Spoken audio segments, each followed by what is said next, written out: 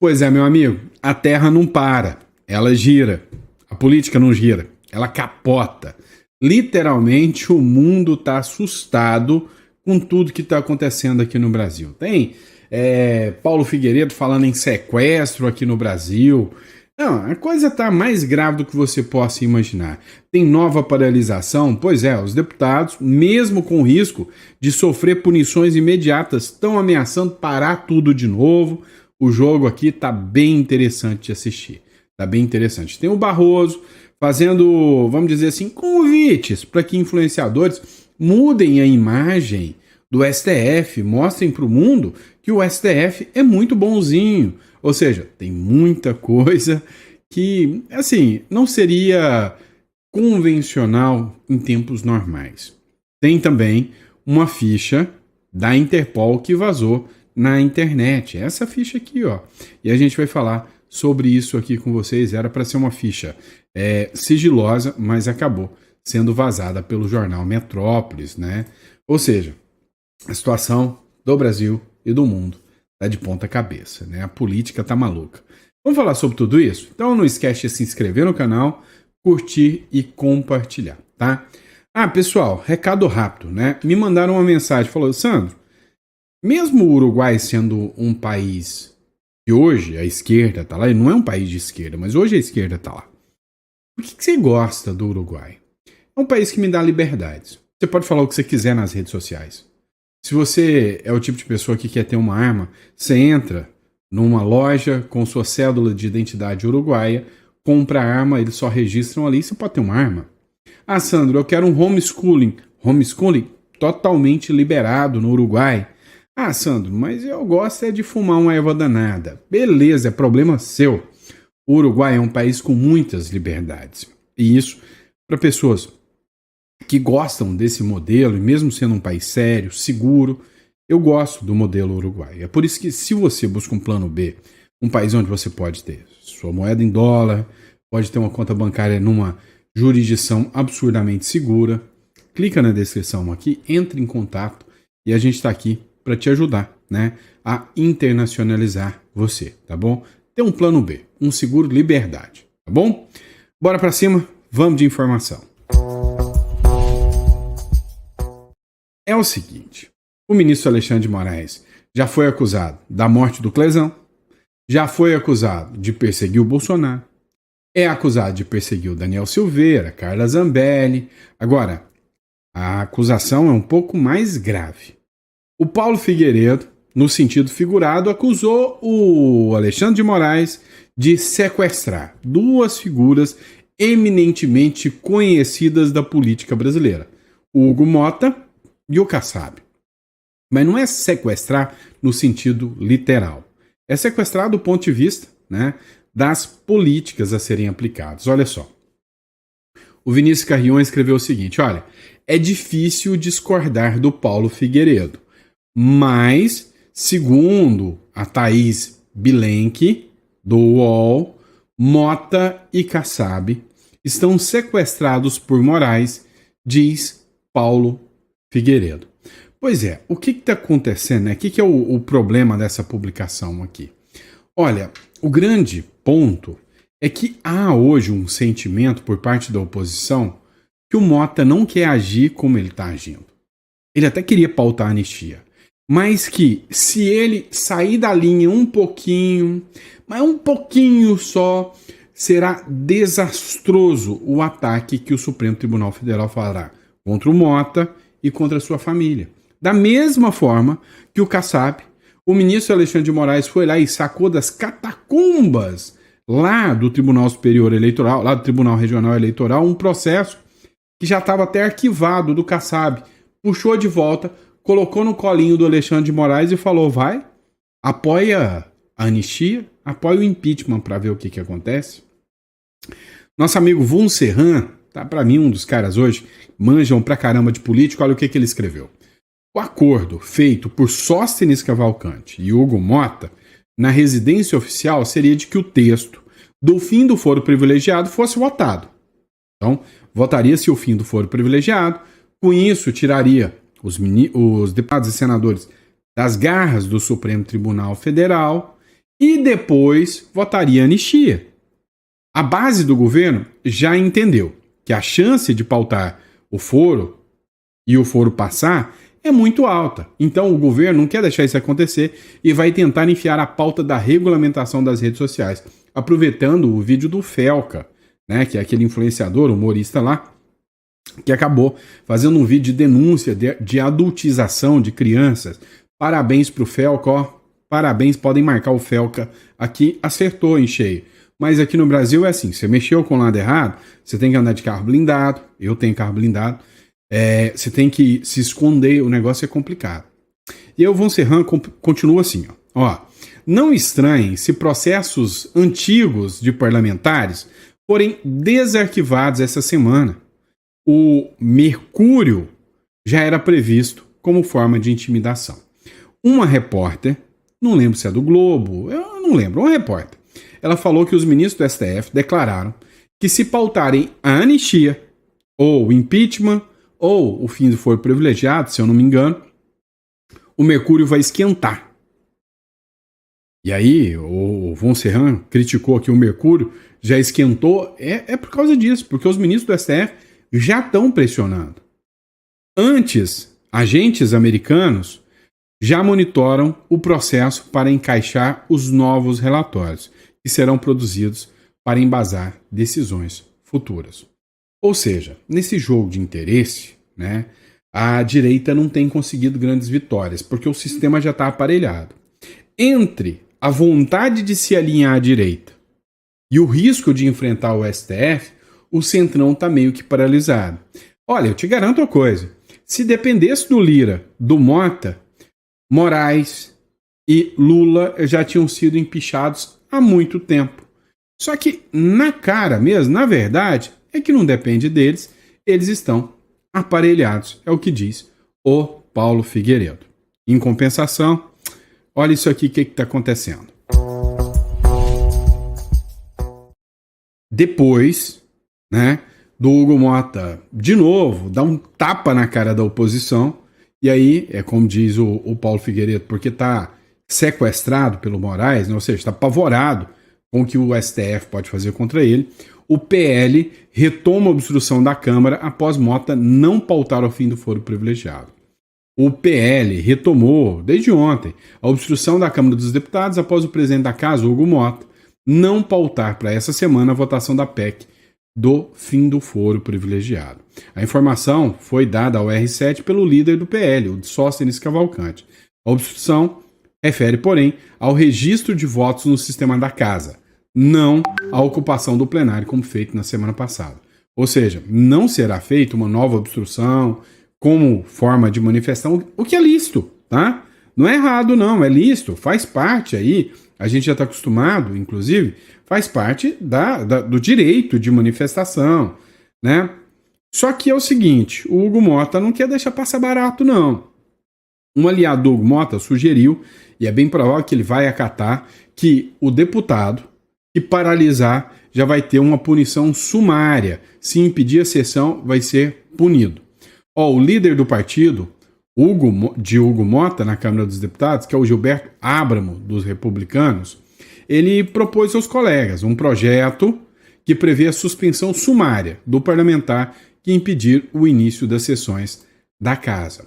Vamos lembrar que o PT já fez isso várias vezes. É a primeira vez que a base da direita, a oposição, faz isso, né? A proposta foi apresentada pelo deputado no fim da reunião de líderes da segunda-feira. O encontro aconteceu na sala do Colégio de Líderes do Congresso Nacional em Brasília e contou com a presença de Mota. E sim, é um mecanismo que eles estão querendo utilizar para que a oposição não possa mais paralisar os trabalhos, se manifestar de forma a paralisar a votação da Câmara dos Deputados. Agora, um caso que chega a ser uma aberração e polêmico demais é o caso da deputada Carla Zambelli. Dá uma olhada.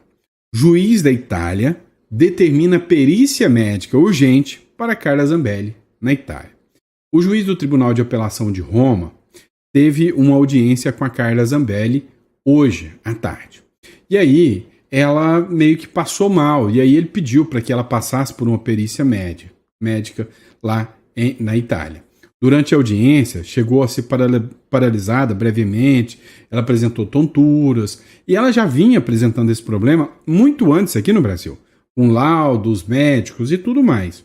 O advogado da deputada lá na Itália, ele pediu um acompanhamento mais próximo por parte do médico do Instituto Penitenciário de Rebibbia, onde ela está presa desde o dia 29 de julho, tá? Então, desde o dia 29 de julho, ou seja, há 14 dias, Carla Zambelli está presa. A Carla Zambelli, né, tem uma discussão aqui, porque o advogado disse que ela se apresentou para que a autoridade judiciária da Itália analise o caso, para que ela possa pedir o asilo, né? Segundo o pai da deputada Carla Zambelli, que estava presente lá e depois deu entrevista para alguns jornais, ele disse que ela está com um quadro de saúde muito grave, que está sofrendo mais de 10 doenças, inclusive síndrome da taquicardia postural ortostática, que a levou à internação em 2024. Essa síndrome afeta o sistema nervoso e causa taquicardia.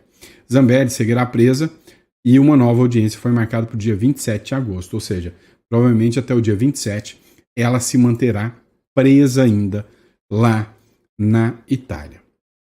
Agora, cá entre nós, se fosse aqui no Brasil, vendo o que está acontecendo com o Daniel Silveira, você acha que o ministro Alexandre de Moraes ia determinar uma perícia para ver o estado de saúde real da Carla Zambelli? Duvido muito. Agora, nesse mesmo dia, o jornal Metrópolis fez uma outra publicação. Veja a ficha sigilosa de Zambelli na Interpol. Ora, se a ficha é sigilosa, é que vazou para a imprensa, né? A coluna obteve acesso ao documento sigiloso da Interpol que oficializou a inclusão da Carla Zambelli na lista de procurados, quando a deputada estava foragida. A parlamentar foi presa no dia 29 de julho, em Roma, após ser localizada pelas autoridades italianas. E aqui, gente, tem essa discussão. A defesa fala que ela se apresentou para pedir asilo, e aqui, né, o jornal fala que ela foi pega pela polícia italiana depois que um deputado de esquerda da Itália denunciou o paradeiro da Carla Zambelli. No documento, que tem 3 fotos de Zambelli e as digitais da parlamentar, ela estava classificada como fugitiva e procurada para servir sentença, né, para cumprir sentença. De acordo com a Interpol, entre setembro e outubro de 2022, a deputada federal Carla Zambelli Salgado de Oliveira ordenou a Walter Delgatti Neto, também conhecido como Vermelho, um indivíduo com habilidades técnicas e meios necessários que invadisse o sistema de informação do Conselho Nacional de Justiça, como objetivo de disseminar falsamente supostas vulnerabilidades. A acusação é que ela teria participado, né, do hackeamento do sistema do CNJ para atingir o ministro Alexandre de Moraes com um mandato de prisão estapafúrdio, né, onde falava prenda-se, espeça-se, cumpra, prenda eu mesmo e faça-se o L, ou seja, uma coisa grosseira, mas o intuito do Walter Delgatti era mostrar que o sistema, né, de justiça do Brasil é falho. O sistema da justiça eleitoral é falho e que um hacker poderia assumir. Toda a acusação, segundo a oposição, foi com base na denúncia do Walter Delgatti, que é considerado um mentiroso contumaz. Então, que ela não teve a ampla defesa e o contraditório perante o Supremo Tribunal Federal. Agora, esse caso aqui chama muita atenção. O Luiz Fux é um ministro que vem chamando a atenção dos aliados do Bolsonaro. Ora herói, ora vilão, ora isentão. A grande questão é, ontem saiu burburinhos de que um recurso que tinha sido apresentado pelo Bolsonaro, que é o embargo de declaração, poderia travar o processo do Bolsonaro. Ou seja, o Fux poderia pedir vista. O que é pedir vista? É um prazo maior para poder analisar o processo.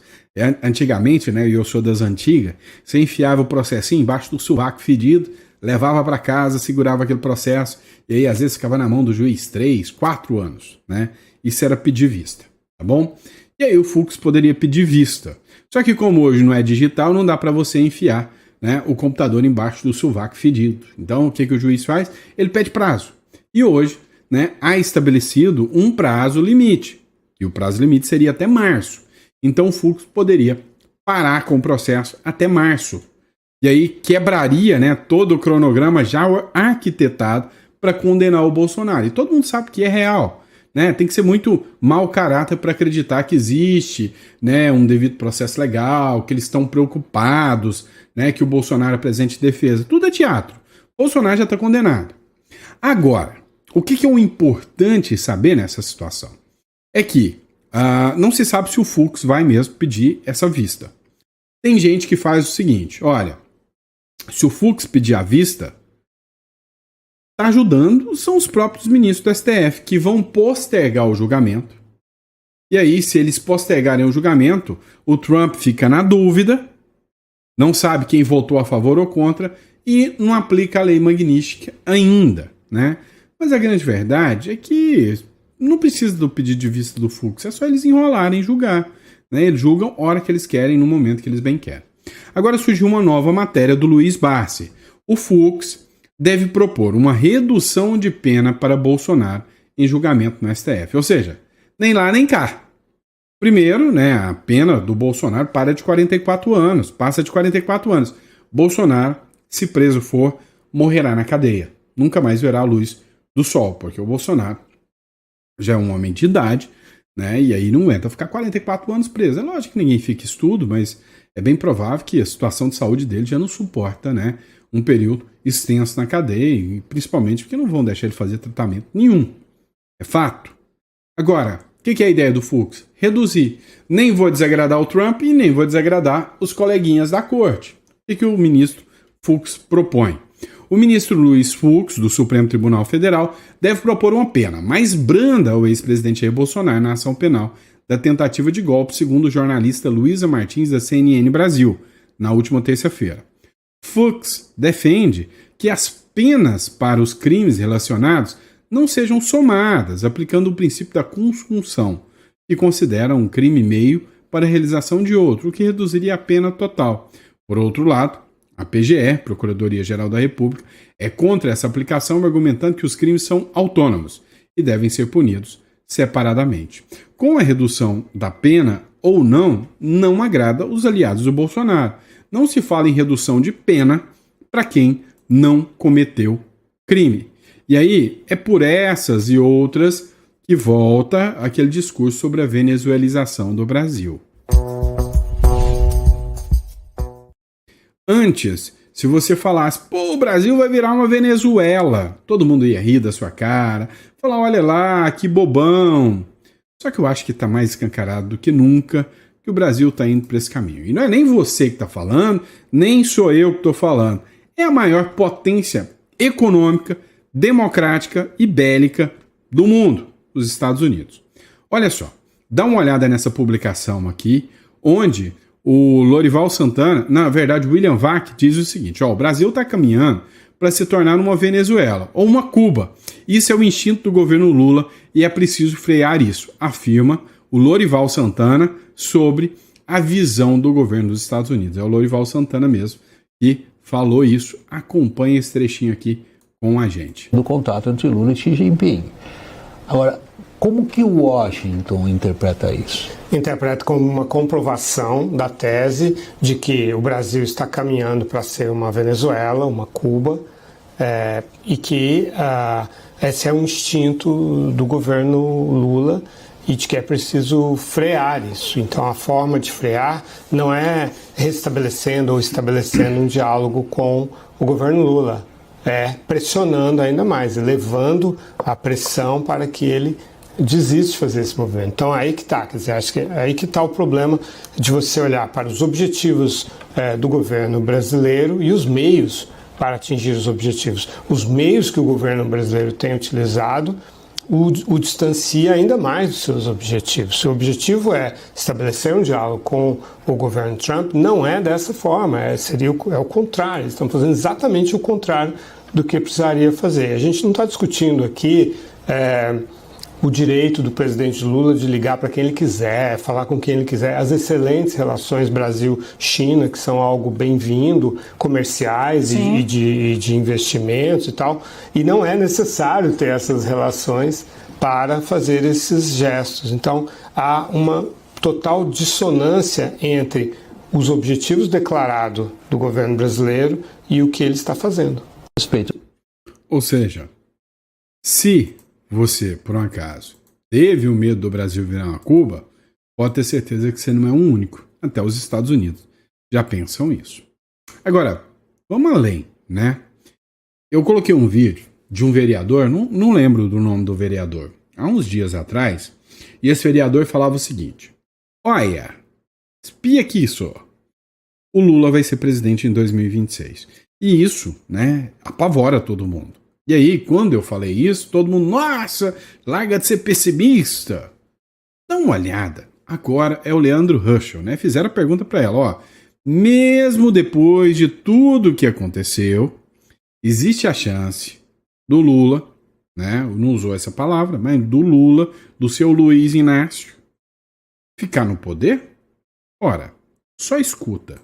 Mesmo depois de tudo que aconteceu, existe a chance do descondenado vencer em 2026? Você coloca vencer como se houvesse uma eleição normal, né? Uma eleição transparente, limpa, o que efetivamente não é o caso se nós mantivermos o mesmo regime de censura e perseguição. É isso que a direita precisa entender, é isso que as pessoas precisam entender. Não dá para falar em eleições se nós temos um sistema que define quem pode concorrer, quem não pode, que numa canetada tira uma pessoa da corrida ou mesmo do seu mandato, né, que anula milhões de votos. Então não dá para se falar em eleições livres quando nós temos censura em massa contra um dos lados, o medo das pessoas se manifestarem, né, até dos próprios deputados e senadores se manifestarem, de votarem. Enquanto isso não for resolvido, não tem como falar em eleição. A eleição vai ser para definir para legitimar, digamos assim, aquela pessoa que já foi definida pelo próprio regime, pelo próprio sistema, pelo próprio establishment. Pois é, não sou nem eu que estou falando agora, né? Então, se não houver uma mudança significativa, você pode esperar que em 2026, né, o Lula diz que só vai entrar nas eleições se for para ganhar. Com a máquina na mão, com o sistema a favor dele, e com o sistema empoderado, porque se o sistema enfrentar os Estados Unidos e não der em nada, eles vão estar super empoderados como o regime Maduro. E aí, meu amigo, salve-se quem puder. Você entendeu o porquê que eu oriento você a ter um plano B? Né? O Uruguai que seja. Então, é por isso que eu oriento. Agora, olha, se você acha que o sistema vai ser igual, não vai. O que vai acontecer? Quem é de esquerda vai poder falar à vontade nas redes sociais. Quem for de direita, vocês sabem que talvez a gente não vai estar aqui por muito tempo. Olha só, o Barroso convida influenciadores para divulgar a imagem positiva do STF. A iniciativa ocorre em meio à crise com os Estados Unidos e busca aproximar a corte da sociedade. Troque Barroso por Bolsonaro. Troque STF por governo. E veja a mágica acontecer. E é literalmente isso. Eles vão poder fazer tudo. Olha só. Você lembra aquele discurso mequetrefe da esquerda, da mídia? Olha, tem um gabinete do ódio do Bolsonaro. Olha o gabinete do ódio perigosíssimo. E aí vem a esquerda agora. Paga esses influenciadores com dinheiro público, a maior cara de pau, faz uma licitação de 200 milhões, da qual licitação ela é barrada pelo Tribunal de Contas do TCU por ter irregularidades, para convencer você que o STF e o Lula é bonzinho, pagando influenciadores, mas dessa vez ninguém da mídia fala em gabinete do ódio do PT, não é a mesma histeria e gritaria da época do Bolsonaro. Vocês entendem tudo isso que está acontecendo? Ou seja, paira aqui, né, a seguinte esperança. Ou será por Trump, por uma pressão externa, ou acostumem-se com o regime. É simples assim. E aí, pessoal? Olha só, matéria do Metrópolis. Os ministros de Lula admitem que subestimaram ameaças de Trump e Eduardo Bolsonaro. Então, hoje, não há dúvidas, não pairam dúvidas de que a pressão dos Estados Unidos é a única pedra no sapato do Supremo Tribunal Federal. Não é Tarcísio, não é Caiado, nem o próprio Bolsonaro. A pedra no sapato chama-se Eduardo Bolsonaro e Trump. É o único caminho de recurso hoje ainda em dia, né? Ou seja, a pressão do Trump. Ministros do governo admitem nos bastidores que subestimaram as ameaças de sanções dos Estados Unidos a autoridades brasileiras, feitas por integrantes do governo Trump e pelo deputado Eduardo Bolsonaro. Em conversas reservadas com a coluna, ao menos 2 influentes ministros de Lula afirmaram que pouco tempo antes de serem oficialmente anunciadas, as promessas de sanções eram vistas apenas como bravatas. Auxiliares de Lula ressaltaram que a diplomacia brasileira costumava tranquilizar integrantes do governo federal, minimizando as chances das sanções serem realmente oficializadas pelo governo americano. Outro ponto interessante agora é que essa mesma bravata que o Eduardo Bolsonaro fez, essa mesma bravata que eles diziam que acontecia, começa agora na Europa. O Jason Miller, que é um aliado de longa data do Trump, diz que vai militar ferrenhamente em todo o mundo, inclusive Ásia, Europa, sobre o que acontece aqui no Brasil contra o Bolsonaro. Será que eles vão encarar isso como bravata? E aí, né? Aqui, algumas mídias continuam com o mesmo modus operandi. Não vão recuar mesmo com as ameaças do Trump. A esquerda entendeu que não podem recuar.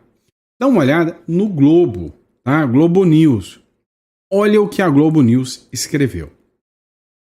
Após um relatório do governo dos Estados Unidos afirmar que a situação dos direitos humanos no Brasil se deteriorou e acusar tribunais de tomarem medidas amplas e desproporcionais que minariam a liberdade de expressão e o acesso à internet, o Gerson Camarote classificou o documento divulgado nesta terça como uma realidade paralela, que não condiz com a verdade. Ataca o Brasil exatamente onde o Brasil é forte, em uma democracia consolidada. Aqui não existe censura. A gente está falando de imprensa livre. Na visão deles, não existe censura. Eles têm liberdade total. Eles podem falar o que bem entenderem. Essa história de inventar que tem censura no Brasil e que a democracia no Brasil está abalada é bravata. Quem fala isso é a turma bolsonarista, radical, ou algum desgarrado da esquerda, como Rui Costa, como Glenn Greenwald, como Michael Schellenberg e alguns outros, né, aí da esquerda, como o próprio Ciro Gomes já começou a falar. São figuras, ovelhas desgarradas da esquerda, mas a imprensa vem mantendo ainda o discurso de que Lula e Moraes salvaram a democracia. Matéria do Metrópolis. A Casa Branca faz campanha por Donald Trump para o Nobel da Paz. O mundo clama. Pois é. A Casa Branca divulgou nesta terça-feira uma imagem defendendo que o presidente dos Estados Unidos, Donald Trump, seja premiado ao Nobel da Paz. Em uma publicação na rede social X, o governo afirmou que o mundo clama pela honraria e listou líderes estrangeiros que manifestaram apoio à ideia. E já tem uma série de líderes que manifestaram, tá? Um deles, líderes estrangeiros, o primeiro é o Benjamin Netanyahu. Ele já foi muito claro, não, olha, se o Donald Trump for anunciado como integrante, participante do Prêmio Nobel da Paz, foi um dos concorrentes, Israel, o Nikol Pashin, que é o primeiro-ministro da Armênia, o Ilham Aliyev, que é o presidente do Azerbaijão, lembrando que o Azerbaijão e o Camboja estavam em luta, né? E aí, de anos, acabaram com a batalha. Brice Oligui, do Gabão, Olivier Nduhungirehe, né, ministro das Relações Exteriores de Ruanda, o governo do Paquistão, enfim, vários já manifestaram apoio. E aí a esquerda pira, né? Se Trump leva na capanga o Prêmio Nobel da Paz, não é? E é isso, pessoal. Muito obrigado pela confiança, pela credibilidade. Espero que tenha sido um bom editorial para vocês. Ficou até o final? Coloca no comentário. Fiquei até o final. Gostei do conteúdo, tá? Esse foi o nosso chá da tarde. Hoje é dia 13. É dia ruim, né?